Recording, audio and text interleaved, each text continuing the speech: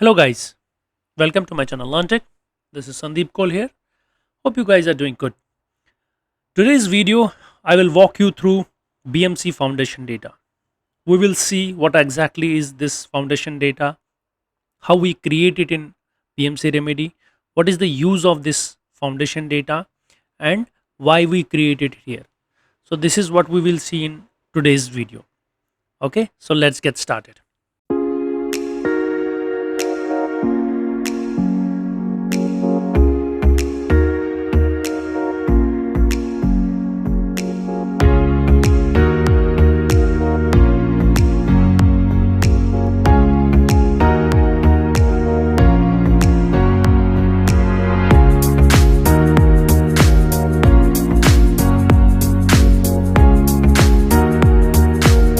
Now, when you are logged into the system, you can navigate to this foundation data from here, application administration, then administration console, then administration, application administration console. So here this console will showcase us the foundation data console. So this console helps us in creating the base foundation data.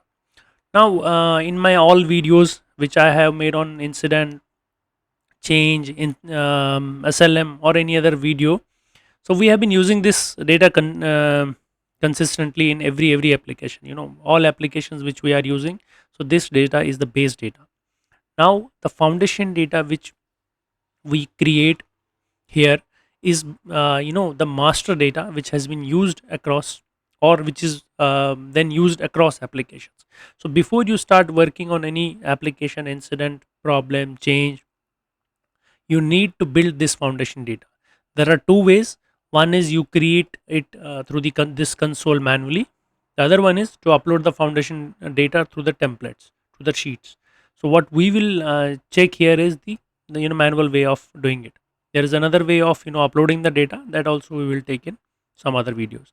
But just to understand the basic concept of foundation data, we will today see. Now when you go into this console, so this is a standard configuration for BMC Remedy.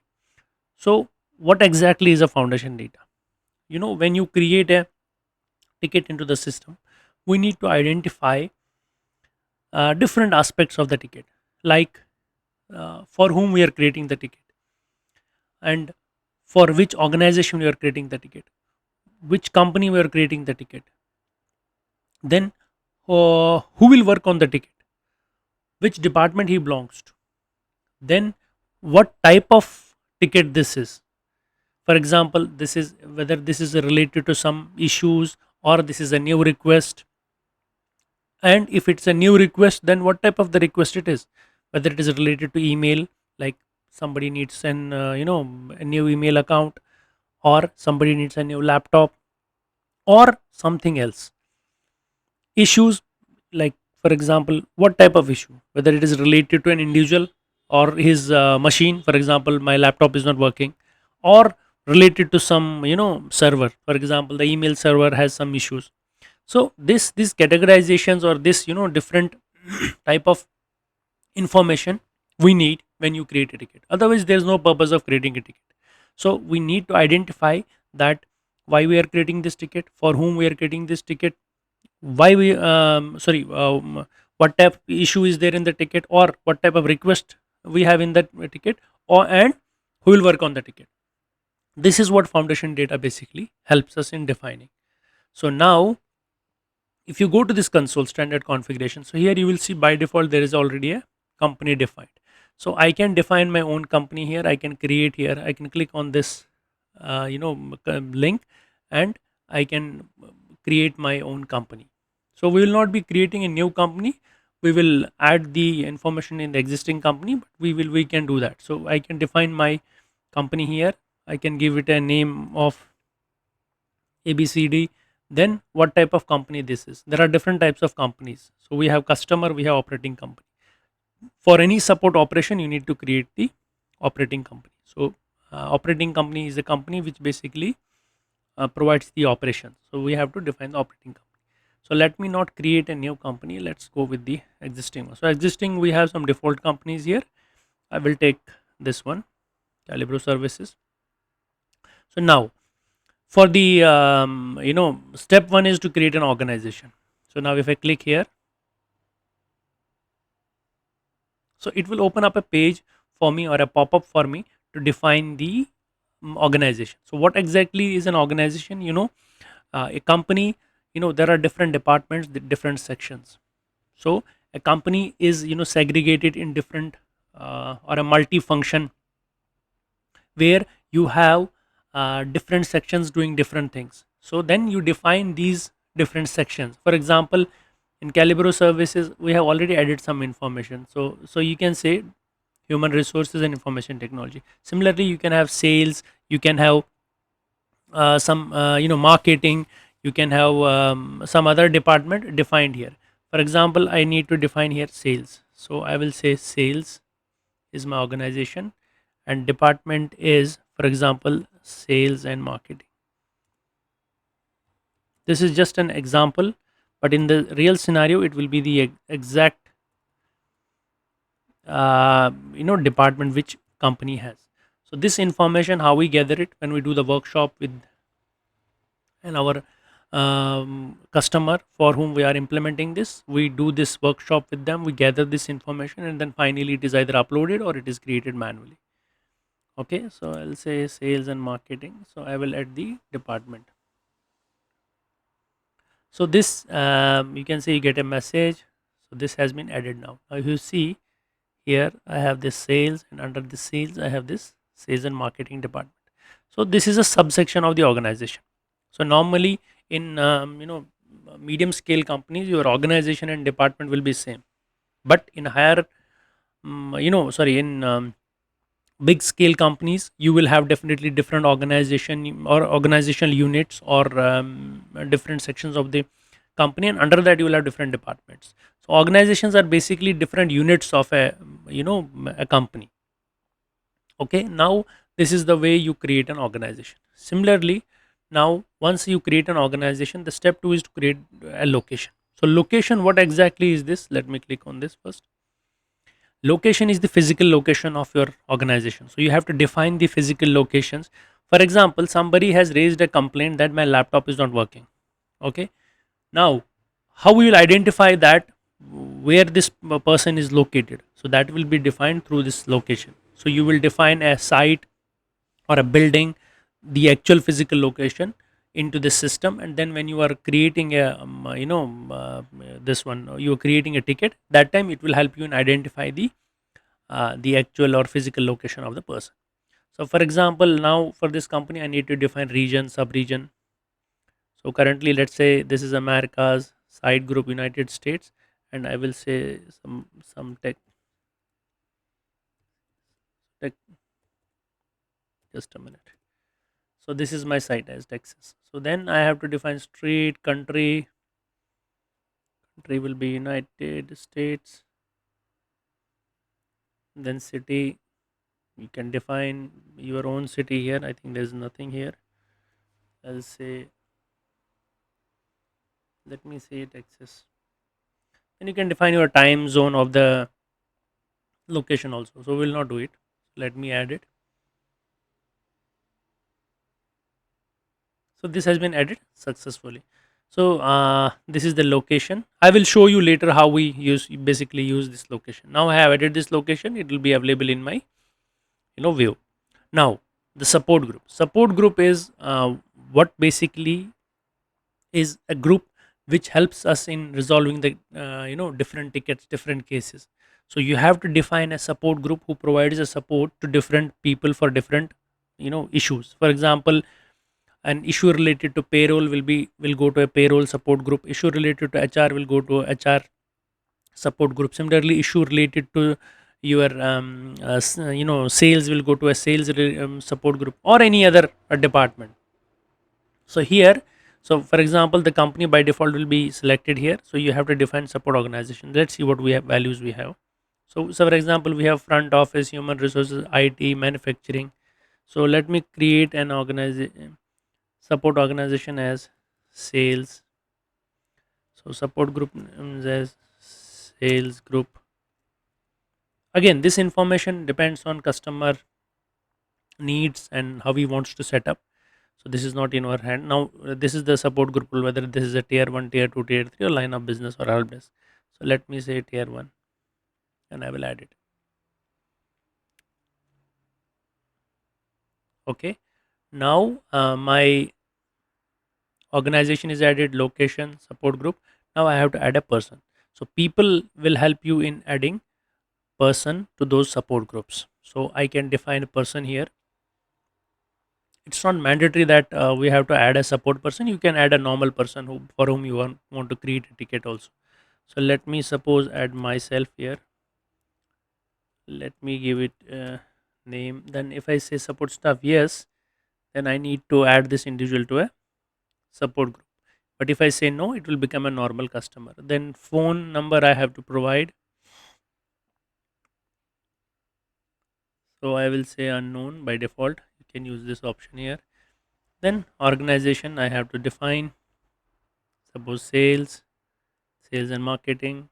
Then site, you can see it will show us the site which we have added. So for example, this Texas. Okay, then I can define my login ID. Then the license type, that's floating or fixed.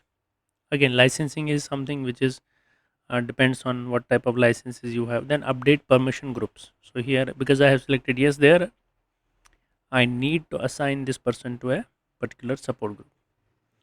So I will go here. Sorry, these are permission groups. So I need, so for example, I need to give him permission to different uh, you know mm, uh, applications. So here I will give him permission to incident user fixed. Okay, we don't have any floating license here. Let me say fixed. Let me see if we have. Oh, sorry, we do not have licenses here. So let me give some basic permissions. Let me give him incident submitter.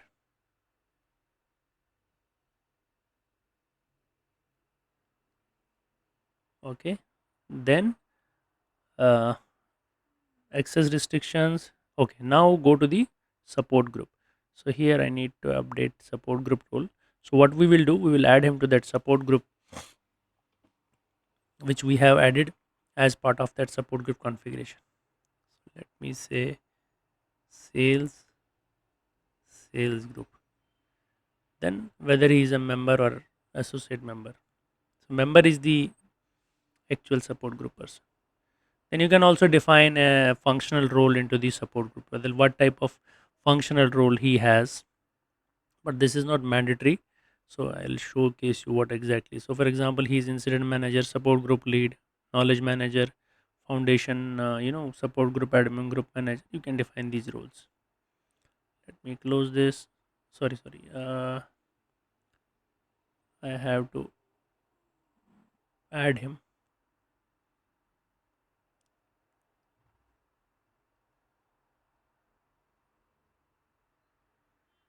Let me close this. Okay, now this group is added, and then I will click on add. So now you can see this person is been added as a support group, and he is member of that sales group which we have created. Similarly, I can define now product category. I click on this. Now, when you have different products in a company, for example, Microsoft Office, you have computers from IBM, from Dell, from different servers from different companies. So then you define the product categories. So let's see what exactly we have. So for example, product type, we have hardware, software, business process, or network segment. For example, let me select software. Then CI type I have under software is database, application system, application service. For example, I will say application service. Then I can define my application services here, like what type of categorization this service should have. So ideally I can select here software, then application. Then you can add, currently here it is like, let me add an email application. So let me say manufacturer, Let me select Microsoft, and I can say enable. Then if you want this to be enabled in the whole ITSM suite, you have to select yes.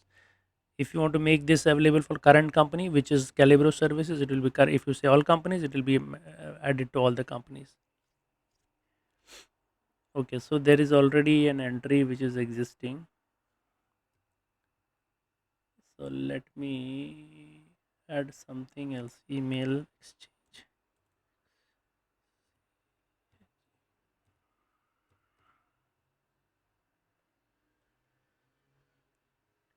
I think I'm getting error again.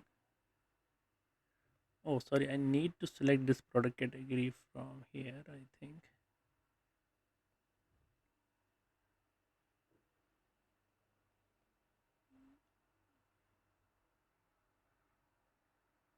Okay, we are again getting error on this manufacturer.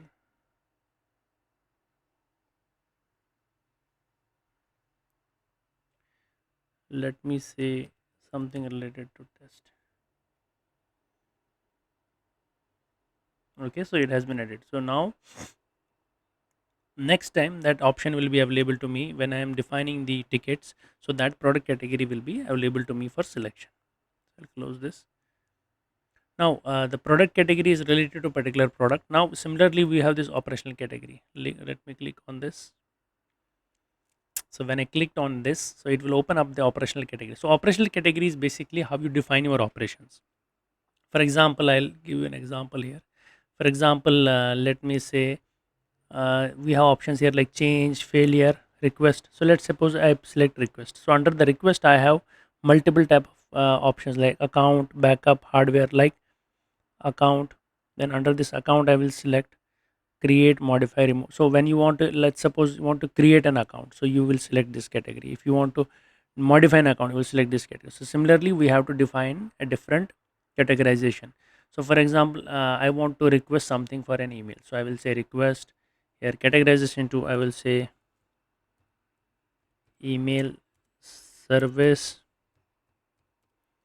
Let's suppose I will say create account.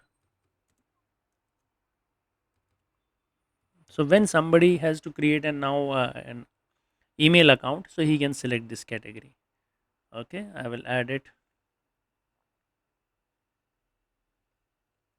So now this way it has been added. So now we have added organization, location, support group, people, product category, operational category. Now similarly we will see what is this assignment.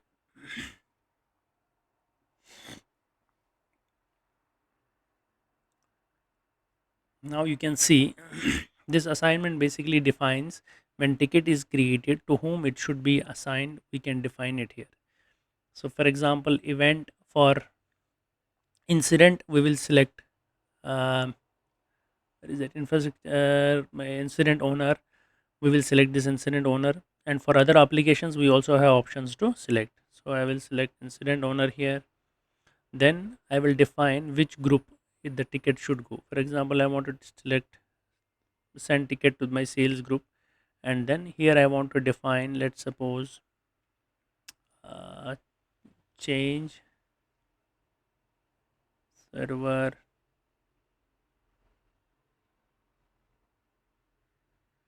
or let me select here something else, Calibro facilities, because we do not have relevant operation category. Now here I can say change server decommission. So for example, then similarly I will select my product category, hardware, then blade, IP4, load balancer, manage. So these are you need to define it. I cannot find any processing unit, mainframe. Okay. So now when somebody creates a ticket, he selects these options. For example, he will select operational category as change, server decommission, product category as hardware, processing unit, mainframe. Then the ticket will be automatically assigned to facilities group. So this is an automatic routing which we are defining here. This is called assignment, automated automated assignments. You don't have to define the groups manually. You can just mention the operational categories, company and product categories. It will automatically assign the ticket to the facilities group. So let me close this. So this is the way it works now. Then you can see like how the foundation data we have defined here. Now you can create it, like you can create records into the foundation data and then see how it works, how it automatically assigns a ticket. So this activity you can perform at your from your end to learn it in more in detail. For foundation data, this is it. This is just a basic understanding of foundation data. Normally we upload the data because it is not a it's not feasible to do it manually, record by record. We upload the data using the that using the foundation templates. There's a process for that also, that we will see in some other videos some other day. So this is it from my side. Thank you. I hope you are liking my videos.